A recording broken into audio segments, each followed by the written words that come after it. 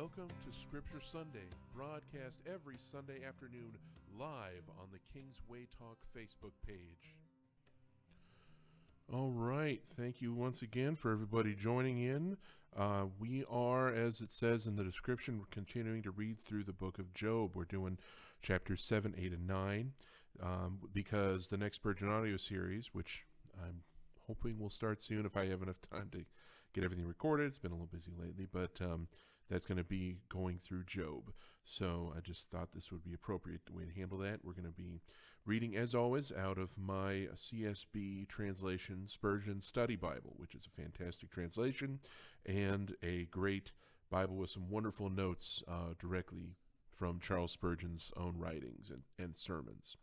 So we're going to be starting here, as I said, in chapter 7. We're in the middle of Job's own lament about the state of his life and his lack of understanding about what is happening to him, why God has allowed such suffering into his life. Isn't each person consigned to forced labor on earth? Are not his days like those of a hired worker? Like a slave, he longs for shade. Like a hired worker, he waits for his pay. So I have been made to inherit months of futility, and troubled nights have been assigned to me. When I lie down, I think, when will I get up? But the evening drags on endlessly, and I toss and turn until dawn.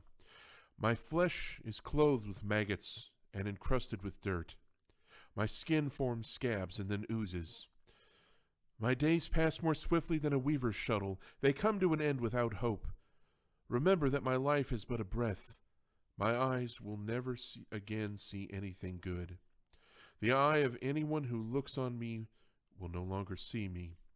Your eyes will look for me, but I will be gone.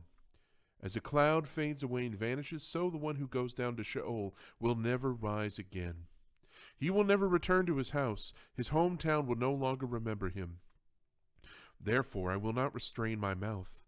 I will speak in the anguish of my spirit. I will complain in the bitterness of my soul. Am I the sea or a sea monster that you keep me under guard?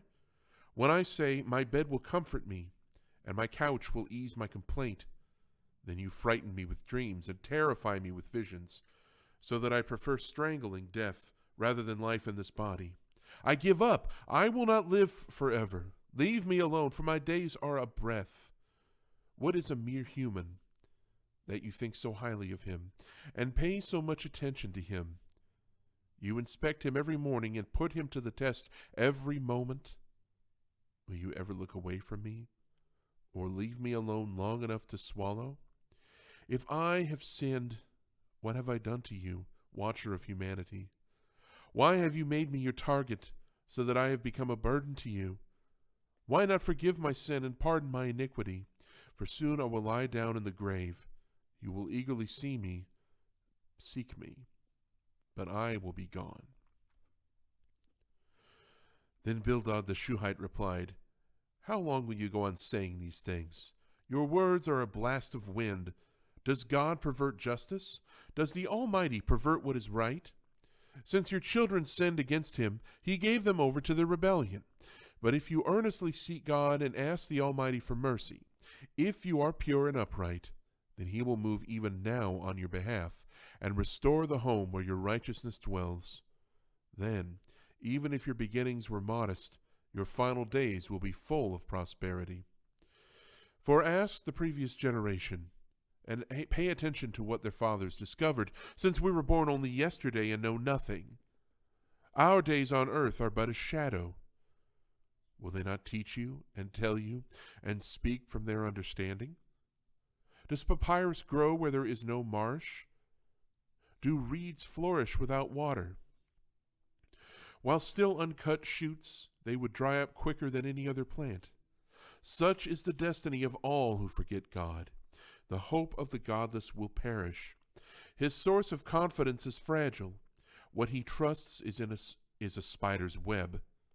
He leans on his web, but it doesn't stand firm. He grabs it, but it does not hold up. He is a well-watered plant in the sunshine.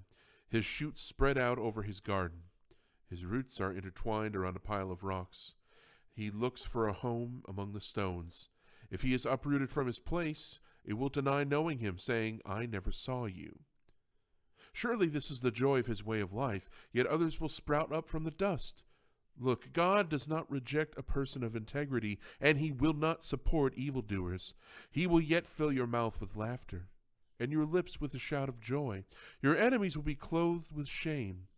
The tent of the wicked will no longer exist. Then Job answered, Yes, I know what you've said is true. But how can a person be justified before God?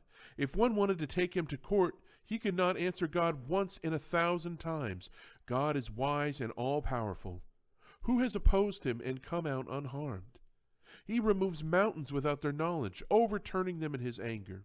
He shakes the earth from its place so that its pillars tremble.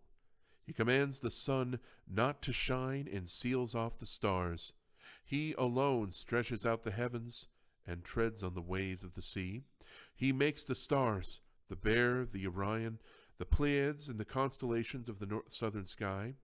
He does great and unsearchable things, wonders without number.